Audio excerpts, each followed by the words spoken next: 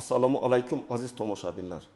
Bugun shunday bir mavzuni ko'taramizki, u sizning uyingizni, mol-mulkingizni, hatto butun tinchligingizni xavf ostiga qo'yishi mumkin.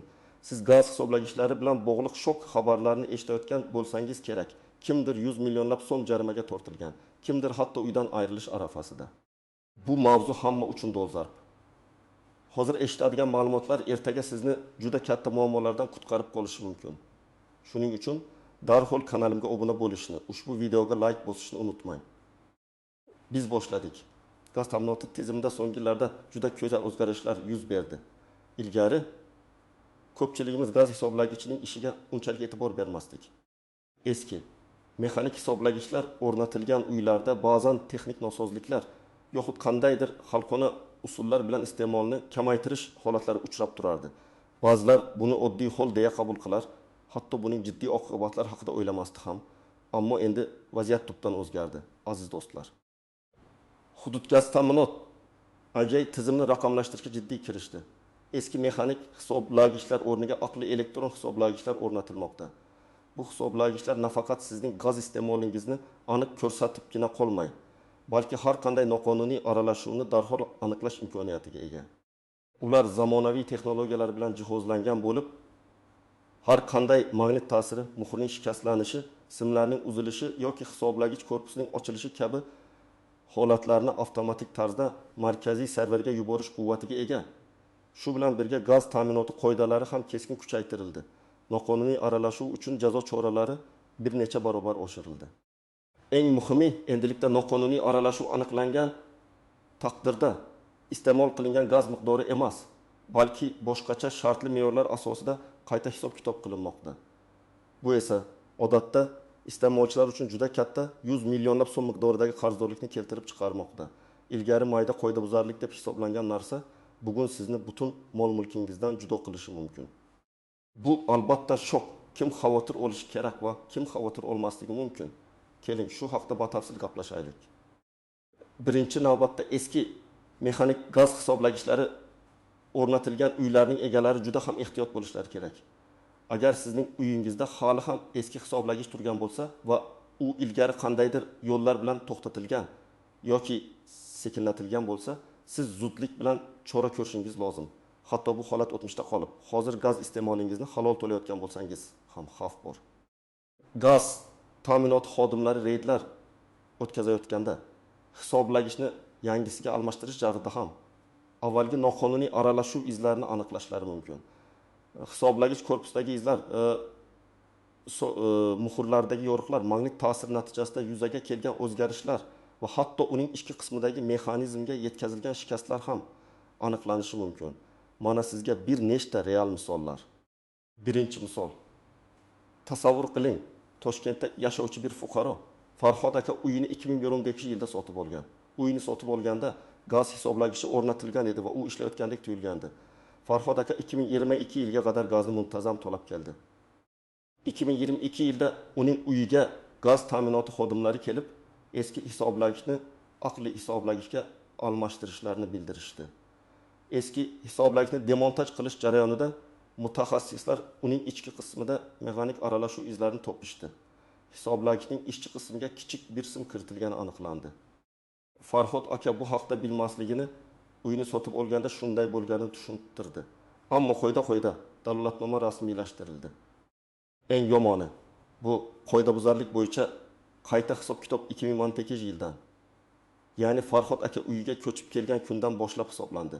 Gaz quvurining o'tkazish qobiliyatiga asosan 24 soat davomida har kuni maksimal quvvatda gaz iste'mol qilingan deb hisoblab 4 yil uchun 1,8 million so'm jarima yozildi.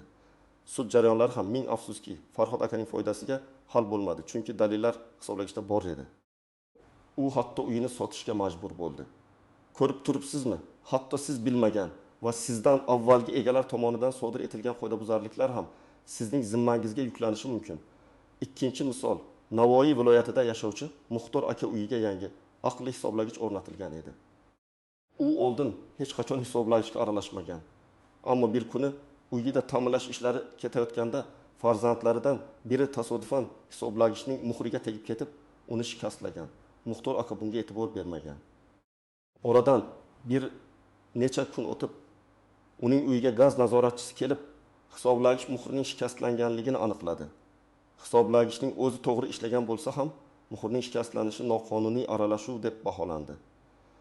Natijada hisoblagich oxirgi tekshirilgan kundan boshlab to'lanmagan gaz uchun qayta hisob-kitob qilindi. Bu safar summa birinchi misoldagidek katta bo'lmasa-da, baribir 35 million so'mga yaqin chiqdi. Muxtor aka bunga norozilik bildirdi, sudga murojaat qildi. Ammo muhrning butunlik uchun javobgarlik iste'molchi zimmasida ekanligi qoidalarda aniq ko'rsatilganligi sababli u bu summani to'lashga majbur bo'ldi. Uchinchi misol, Farg'onada yashovchi bir oilaning uyiga aqliy hisoblagich o'rnatilgan. Bir kuni ular gaz xizmati xodimi kelib, hisoblagichning ichki dasturida noqonuniy aralashuv haqida xabar borligini aytdi. Oila buni mutlaqo rad etdi. Chunki ular hisoblagichga hech qachon tegmagan. Ma'lum bo'lishicha, hisoblagichning o'z zavod nuqsoni tufayli noto'g'ri signallar bergan. Lekin buni isbotlash juda qiyin kechdi. Dastlab ularga ham katta jarima yozishdi. Oilaning advokat bilan birga harakat qilishi, hisoblagichni mustaqil ekspertizaga berishni talab qilishi natijasida ekspertiza hisoblagichda zavod nuqsoni borligini tasdiqladi. Ammo bu jarayon bir necha oyga cho'zildi va oilaga juda katta asabiy zo'riqish, vaqt va pulga tushdi. Keling endi kimlar xavotir olmasligi haqida gaplashamiz. Agar sizning uyingizda aqliy hisoblagich o'rnatilgan bo'lsa, u to'g'ri ishlashini ta'minlab turgan bo'lsangiz, muhrlari joyida shikastlanmagan bo'lsa va siz hech qachon uning ishiga aralashmagan bo'lsangiz, xavotirga o'rin yo'q. Shuningdek, agar sizning eski mexanik hisoblagichingiz ham har doim to'g'ri ishlagan bo'lsa, barcha muhrlari butun bo'lib, siz uning ishiga noqonuniy aralashmagan bo'lsangiz, siz ham xavfsizsiz. Faqatgina doimiy ravishda hisoblagichingizning holatini tekshirib turish va har qanday shubhali holatni gaz ta'minoti xizmatiga darhol xabar berish muhimdir. Endi esa istisno holatlar, tuzoqlar va noaniq jihatlar haqida batafsil to'xtalamiz. Birinchi tuzoq bu hisoblagich muhrlarining tabiiy eskirishi yoki tasodifiy shikastlanishi. Ba'zan hisoblagich muhrlari quyosh nurlari, namlik, shamol kabi tashqi omillar ta'sirida yillar davomida eskirishi, yorilishi yoki hatto tushib ketishi mumkin. Yoki yuqorida aytganimizdek, bexosdan biror narsa tegib ketib shikastlanishi mumkin. Gaz ta'minoti xodimlari kelganida ular shikastlangan muhrni ko'rib, buni qasddan qilingan noqonuniy aralashuv deb baholashi mumkin. Sizning haqligingizni isbotlash juda qiyin bo'ladi. Shu sababli hisoblagichning butunligiga, ayniqsa muhrlarga juda ehtiyot bo'lishingiz kerak. Har qanday shubhali holatni darhol gaz ta'minoti tashkilotiga yozma ravishda xabar berishingiz shart. Og'zaki murojaatlar hech qanday huquqiy kuchga ega emasligini unutmang. Ikkinchi muhim jihat oldingi egalarining xatti-harakatlari. Agar siz uyni yaqinda sotib olgan bo'lsangiz va unda gaz uyni yaqinda sotib o'rnatilgan bo'lsa, siz avvalgi egalar tomonidan sodir etilgan qoidabuzarliklar uchun javobgar bo'lishingiz mumkin. Chunki qonun bo'yicha gaz hisoblagichining butunligi va to'g'ri ishlashi uchun mulk egasi javobgardir. Shuning uchun uy sotib olayotganda gaz hisoblagichini diqqat bilan tekshirish, iloji bo'lsa gaz xizmatini chaqirib, uning holati haqida dalolatnoma tuzdirish maqsadga muvofiq. Agar hisoblagich eski bo'lsa, uni yangisiga almashtirishni talab qilish, shu orqali o'zingizni kelajakdagi muammolardan himoya qilish tavsiya etiladi. Uchinchi holat gaz xizmati xodimlarining xatolari yoki noxolisliklari. Afsuski bunday holatlar ham uchrab turadi. Ba'zan hisoblagich noto'g'ri o'rnatilishi, muhrlar noto'g'ri joylashtirilishi yoki xodimning o'zi dalolatnomani to'g'ri rasmiylashtirmasligi mumkin. Shuningdek, hisoblagichdagi kichik bir nuqsonni noqonuniy aralashuv deb baholash holatlari ham kuzatiladi. Bu kabi vaziyatlarda o'zingizni himoya qilish uchun sizga huquqiy bilimlar va qat'iyat kerak bo'ladi. Har doim tekshiruv jarayonida guvoh ishtirok etishini ta'minlang. Jarayonni video yoki audio yozuvga oling. 4-nozik jihat dalolatnomani imzolash. Gaz nazoratchisi tekshiruv o'tkazgach, agar qoidabuzarlik aniqlansa, u dalolatnoma rasmiylashtiradi. Bu hujjatda qoidabuzarlikning mohiyati, aniqlangan shikastlanishlar va qayta hisob-kitob qilish asoslari ko'rsatiladi. Juda muhim, siz bu dalolatnomani diqqat bilan o'qib chiqing. Agar u yerda yozilganlar bilan rozi bo'lmasangiz, aslo imzo chekmang. Agar imzolashga majbur bo'lsangiz ham, dalolatnomadagi ma'lumotlar bilan rozi emasman yoki hisoblagichga aralashmaganman kabi izoh yozib, keyin imzo cheking. Bu keyinchalik sud jarayonlarida sizga qo'shimcha imkoniyatlar beradi. shoshma shosharlik bilan imzo chekish sizni aybingizni tan olganingizni anglatishi mumkin. 5-muammo qayta hisob-kitob qilish muddati. Noqonuniy aralashuv aniqlangan taqdirda iste'mol qilinmagan gaz uchun qayta hisob-kitob qilish muddati 6 oydan boshlab 3 yilgacha, hatto 5 yilgacha bo'lishi mumkin. Bu muddati eng so'nggi tekshiruv sanasidan yoki hisoblagich o'rnatilgan kundan boshlab hisoblanadi. Mana shu yerda eng katta summalar yuzaga keladi.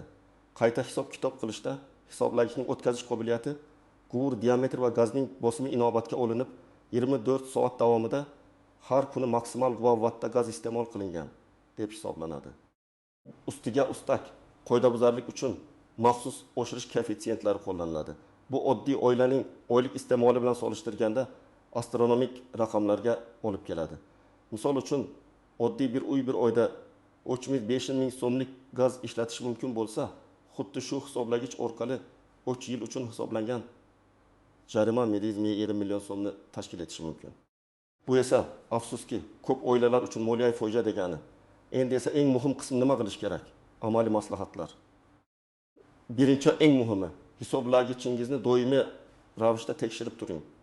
Har hafta hech bo'lmaganda oyda bir marta hisoblagichingizni ko'zdan kechiring. Undagi barcha muhrlar joyidami? Ular butunmi? Shikastlangan joylari yo'qmi? Korpusda yo'riqlar yoki o'zgarishlar bormi? Hisoblagich oynasi butunmi? Agar hisoblagich aqlli elektron hisoblagich bo'lsa, uning ekranida qandaydir xato xabarlari yoki tamper, aralashuv, signalizatsiyasi yo'qmi? Bu tekshiruvlarni muntazam ravishda amalga oshirib, har bir tekshiruvni fotosurat yoki video tasvirga oling. Tasvirlarda sana va vaqt aniq ko'rinsin. Bu sizning himoya davringiz bo'lishi mumkin.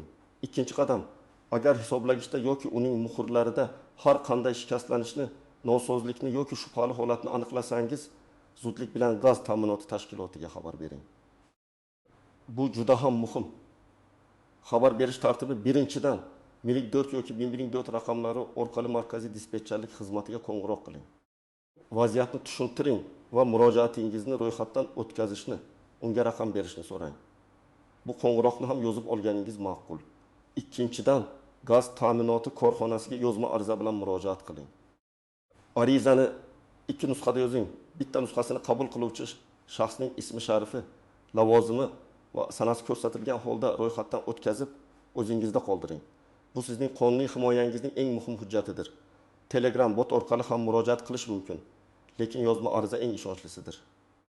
Sizning o'z vaqtida xabar berganingiz keyinchalik sizni juda katta jarimalardan qutqarib qolishi mumkin. 3-qadam, gaz ta'minoti xodimlari sizning uyingizga tekshiruvga kelganida juda ehtiyot bo'ling. Birinchidan, ulardan shaxsiy guvohnomalari, xizmat guvohnomasi ko'rsatishni talab qiling. Ularning ism sharifi va lavozimini yozib oling. Ikkinchidan, tekshiruvni guvohsiz o'tkazishlariga aslo ruxsat bermang. Qo'shningizni yoki boshqa biror tanishingizni guvoh sifatida taklif qiling. Guvohning shaxsini tasdiqlovchi hujjat ma'lumotlarini ham yozib oling. Uchinchidan, butun tekshiruv jarayonini video yoki audio yozuvga oling. Hozir deyarli har bir telefonda video olish imkoniyati bor. Bu sizning eng asosiy himoya vositangiz bo'lishi mumkin. Har bir harakatni, har bir aniqlangan kamchilikni, gaz xodimlari gapirayotgan har bir so'zni yozib oling. 4-dan, agar dalolatnoma tuzilsa, uni diqqat bilan o'qing. Yuqorida aytganimizdek, agar kelishmasangiz imzo chekmang yoki izoh bilan imzo cheking. Sizning yozma fikringiz har qanday sud jarayonida katta ahamiyatga ega bo'ladi. 4-qadam, agar sizga jarima yozilgan bo'lsa va siz buni noto'g'ri deb hisoblasangiz, darhol huquqiy yordam oling. Adliya vazirligi yoki xususiy advokatlarga murojaat qiling. Ayniqsa, ma'muriy yoki iqtisodiy ishlarga ixtisoslashgan advokatlar sizga yordam bera oladilar. Ular sizning ishingizni o'rganib chiqib, keyingi harakatlar rejasini tuzadilar. 5-qadam, shikoyat qilish tartibi.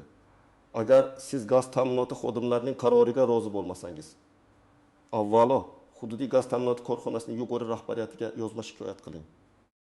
Agar bu natija bermasa, hudud gaz ta'minot AJ markaziy boshqarmasiga murojaat qiling. Shuningdek, prokuratura organlariga, xalq qabulxonasiga, Adliya vazirligiga va monopolistga qarshi kurash bo'yicha agentlikka ham murojaat qilishingiz mumkin. Bu muassasalar sizning murojaatingizni ko'rib chiqishga majbur. Eng so'nggi va eng samarali yo'l sudga murojaat qilish.